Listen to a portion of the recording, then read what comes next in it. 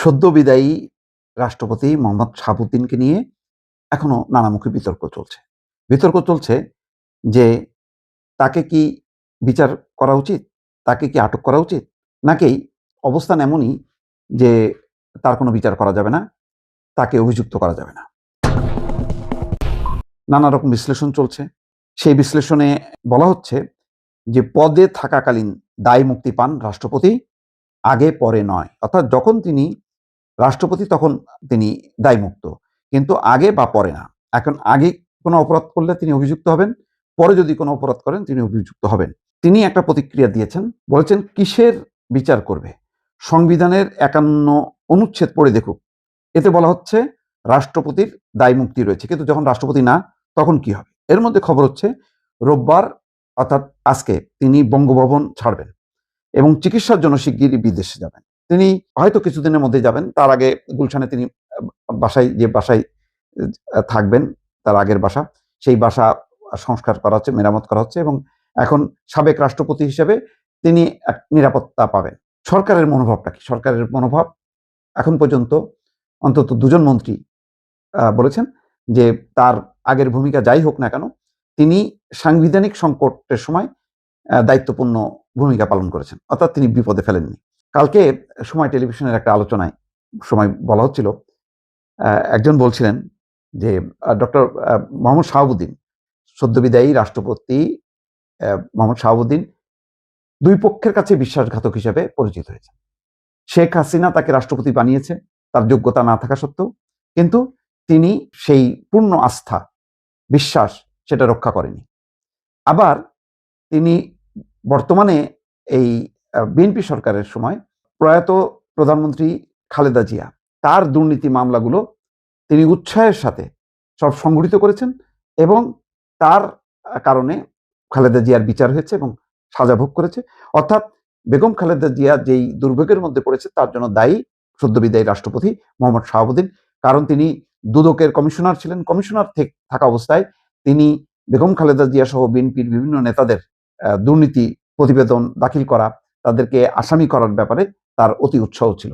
সুতরাং তিনি বিএনপির সঙ্গেও বিশ্বাসঘাতকতা করেছেন আগে, ফলে এখন তিনি বাটে পড়ে বাধ্য হয়ে, যেহেতু তিনি পালাতে পারেননি, তিনি বঙ্গভবনে আটকা পড়েছেন, সুতরাং তাকে সংবিধান অনুযায়ী দায়িত্ব পালন করা ছাড়া তার কোনো উপায় ছিল না। তিনি বাধ্য হয়ে সংবিধানের প্রতি অনুগত থেকে তিনি সংবিধান রক্ষা করেছেন, কিন্তু তার ভেতরটা ছিল আসলে ভিন্ন রকম।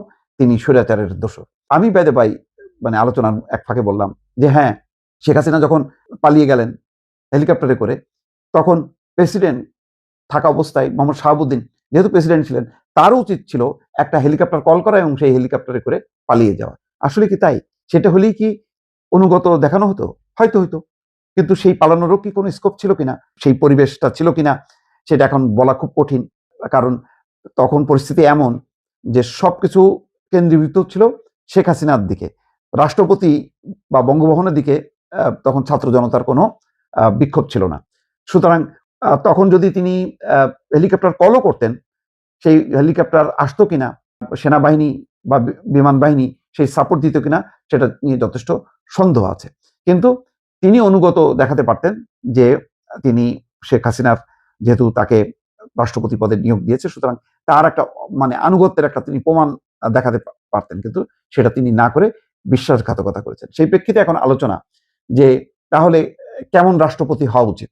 আমার আলোচনা ছিল যে অতীতের ইয়াজউদ্দিনও বিশ্বাস রাখেননি, বিএনপির অধ্যাপক ইয়াজউদ্দিন বিশ্বাস রাখেনি, ফলে কোনো সুশীল সমাজ, কোনো সুশীল প্রতিনিধি সেখানে নিয়োগ না দিয়ে একেবারে আজকে যে খবরটা এসছে যে স্থায়ী কমিটির বৈঠকে সিদ্ধান্ত হবে কে হবেন পরবর্তী রাষ্ট্রপতি।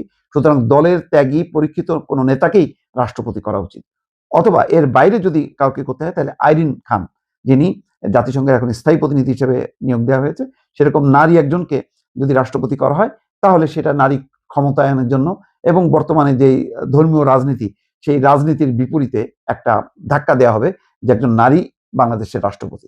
এটা একটা ভালো উদাহরণ হতে পারে। নতুবা যদি কোনো ঝুঁকিমুক্ত থাকতে হয় তাহলে একেবারে দলের নিবেদিত প্রাণ কাউকে করা উচিত, যারা কখনো দলের বিপক্ষে অ্যাক্ট করবে না।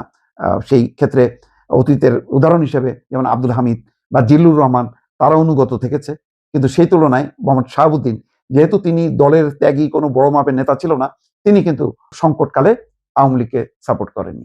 ফলে নানা আলোচনা এখনো এই সদ্যবিদায়ী রাষ্ট্রপতি মোহাম্মদ শাহাবুদ্দিনকে ঘিরে চলছে এবং এটা হয়তো আরো কিছুদিন চলতে থাকবে।